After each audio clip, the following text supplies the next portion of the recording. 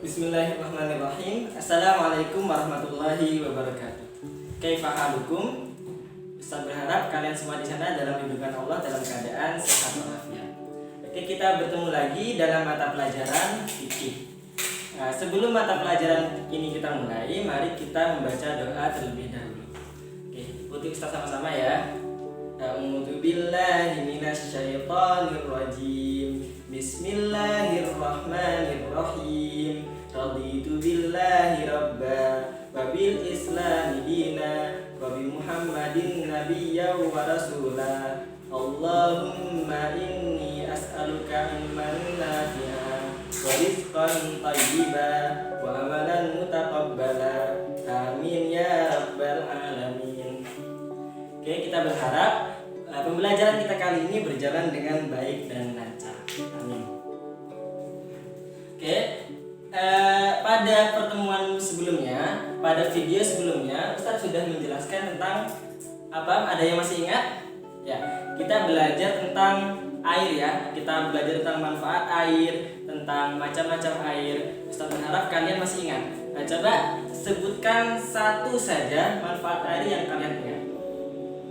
Oke, ada yang mungkin bisa menjawab mandi, untuk minum, ada apa lagi? Cuci baju. Nah, oke, semuanya betul semua ya. Nah, dan yang paling penting dalam Islam itu air itu fungsinya untuk apa? Untuk bersuci, baik dari hadas maupun dari najis ya. Nah, kalau kita bersuci biasanya apa yang kita lakukan? Apa hal-hal yang diperlukan sehingga kita harus bersuci terlebih dahulu? Ya, salah satu syarat sah sholat adalah sebelum sholat kita harus bersuci, baik dari hadas maupun dari najis. Nah, di bab ini kita akan membahas tentang sholat ya. Oke, kalian sudah belajar sholat, entah itu di rumah maupun di sekolah ya. Kalian sudah membiasakan diri dengan sholat, entah itu sholat wajib maupun sholat sunnah. Nah, yang akan kita bahas sekarang, kita akan membahas tentang komponen-komponen yang ada dalam sholat. Oke, dalam sholat itu kita melakukan beberapa gerakan dan bacaan. Nah, pertanyaannya, apakah semua gerakan dan bacaan dalam sholat itu harus kita lakukan, sehingga kalau kita tidak lakukan maka sholat kita menjadi tidak sah? Nah, itulah pembahasan kita kali ini. Yang akan kita bahas kali ini adalah tentang, pertama adalah tentang rukun sholat. Yang kedua adalah tentang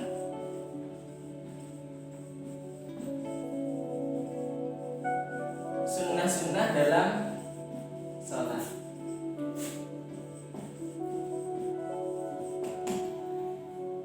Jadi dalam sholat kita beberapa gerakan dan bacaan itu ada yang termasuk rukun sholat, ada yang termasuk sunnah-sunnah dalam sholat. Nah, perbedaannya apa antara rukun dengan sunnah? Nah, perhatikan ini ya. Kalau rukun artinya bahwa gerakan atau bacaan itu harus dilakukan. Kalau tidak kita lakukan maka sholat kita menjadi tidak sah. Jadi rukun sholat ini adalah hal-hal yang harus dilakukan ketika sholat. Kalau kita tidak lakukan maka sholat kita tidak sah. Nah, adapun sunnah-sunnah dalam sholat ini adalah hal-hal yang sebaiknya kita lakukan. Nah, meskipun kalaupun kita tidak melakukan sebenarnya tidak membuat sholat kita tidak sah. Sholatnya tetap sah, hanya saja pahalanya kurang sempurna. Nah, sehingga baiknya sunnah-sunnah sholat ini meskipun tidak wajib sebaiknya tetap dilakukan. Nah, jadi perbedaannya, kalau rukun ini harus dilakukan, sehingga kalau tidak dilakukan maka sholat kita tidak sah. Kalau sunnah ini tidak apa-apa, tidak dilakukan, sholatnya tetap sah, hanya saja lebih baik dilakukan untuk sebagai penyempurna pahala sholat kita. Seperti itu ya, paham? Oke, sekarang kita akan bahas satu-satu mana yang termasuk rukun dan mana yang termasuk sunnah. Kita langsung saja kita mulai dari bacaan dan gerakan, mulai dari awal sampai akhir dari sholat ya. Pertama, kalau kita sholat apa yang kita lakukan? Pertama apa yang kita lakukan ketika hendak melakukan sholat? Nah, yang pertama yang harus diperhatikan adalah kita harus menghadirkan niat ya. Niat ini hukumnya adalah ini, termasuk rukun sholat. Niat adalah salah satu rukun sholat. Artinya apa? Kalau kita sholat tanpa niat, tanpa niat dalam hati, maka sholatnya seperti main-main saja. Seperti itu.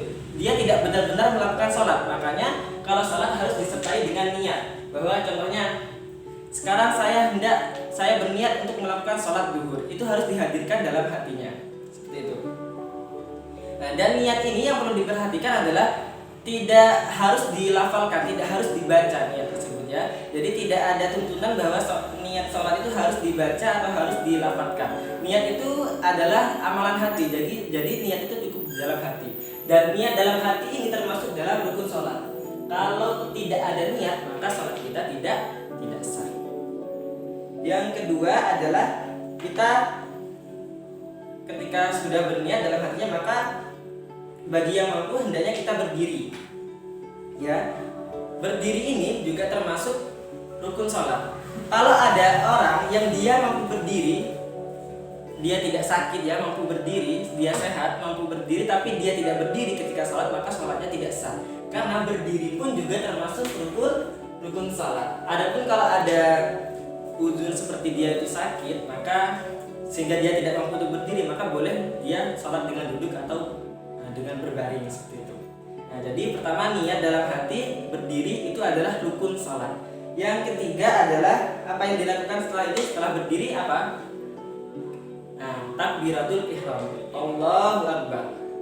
Perhatikan ya, takbiratul ihram itu Allahu Akbar. Sekarang Ustaz tanya, yang dimaksud takbiratul ihram itu bacaan Allahu Akbarnya atau gerakan mengangkat tangannya?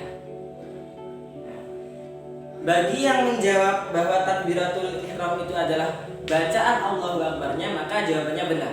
Jadi yang dimaksud dengan takbiratul ihram itu adalah bacaannya Allahu Akbar. Nah, sedangkan gerakannya ini gerakan mengangkat tangan. Nah, yang termasuk rukun sholat adalah bacaannya takbiratul ihram. Dan kalau kita sholat tanpa takbiratul ihram, mungkin hanya bergerak ini saja, maka sholatnya tidak dianggap sah, sholatnya tidak sah. Jadi harus melafalkan Allahu Akbar. Nah, meskipun nanti Allahu Akbar tapi langsung tangannya seperti ini. Nah, itu tidak apa-apa, sholatnya tetap sah meskipun tanpa mengangkat tangan, tapi lebih baik dilakukan karena dia termasuk sunnah, penyempurna pahala sholat kita. Jadi Allahu Akbar bacaannya adalah rukun, termasuk rukun, sedangkan gerakan mengangkat tangannya termasuk sunnah. Seperti itu ya. Setelah takbiratul ihram apa yang kita lakukan? Membaca apa? Doa iftitah. Doa iftitah itu seperti Allahumma ba'id baini wa baina khotoyaya dan seterusnya seperti itu. Itu doa iftitah. Doa iftitah ini hukumnya juga sunnah. Ya, meskipun kita meninggalkannya, salat kita tetap sah. Hanya saja lebih baik dilakukan. Doa iftitah, kemudian ta'awud. A'udzubillahi minasyaitonirrajim. Ini juga hukumnya sunnah. Ya, kemudian membaca Al-Fatihah. Al-Fatihah itu Bismillahirrahmanirrahim, Alhamdulillahirabbil alamin dan seterusnya sampai waladdallin. Ini hukumnya membaca surat Al-Fatihah dalam sholat hukumnya wajib ya. Itu termasuk rukun sholat. Kalau ada orang sholat gak membaca Al-Fatihah, tidak membaca Al-Fatihah, maka sholatnya tidak sah. Karena Al-Fatihah itu bukan sunnah, dia itu wajib, termasuk rukun sholat. Nah, tapi ketika mengucapkan setelah Al-Fatihah apa? Amin waladdallin, amin, maka amin, bacaan amin di sini ini termasuk sunnah, tidak wajib. Paham ya? Oke. Selanjutnya membaca surat-surat dalam Al-Qur'an, surat-surat pendek itu juga termasuk sunnah. Termasuk sunnah ya. Nah, setelah membaca surat-surat pendek kemudian bagaimana? Allahu Akbar. Ruku ya.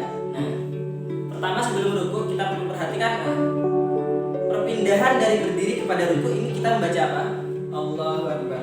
Nah, bacaan Allahu Akbar maupun mengangkat tangannya ini adalah hukumnya sunnah.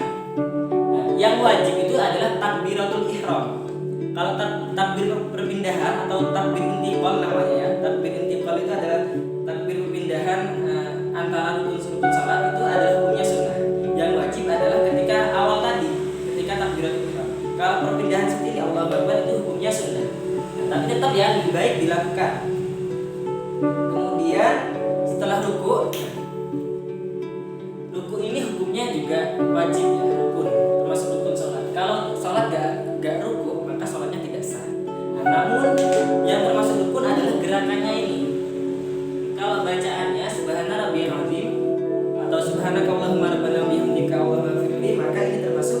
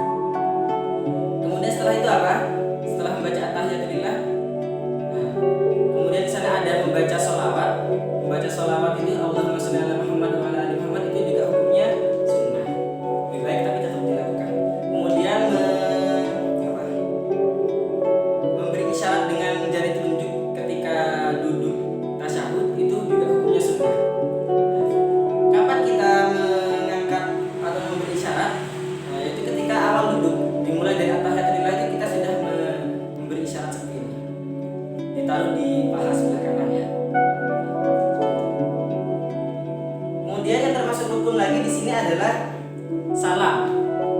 Jadi assalamualaikum itu juga termasuk rukun. Kalau kita sholat gak salam, maka sholat itu tidak sah.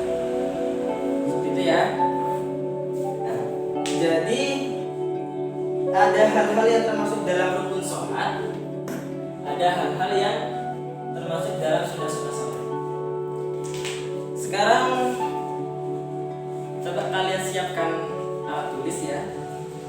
Siapkan alat tulis.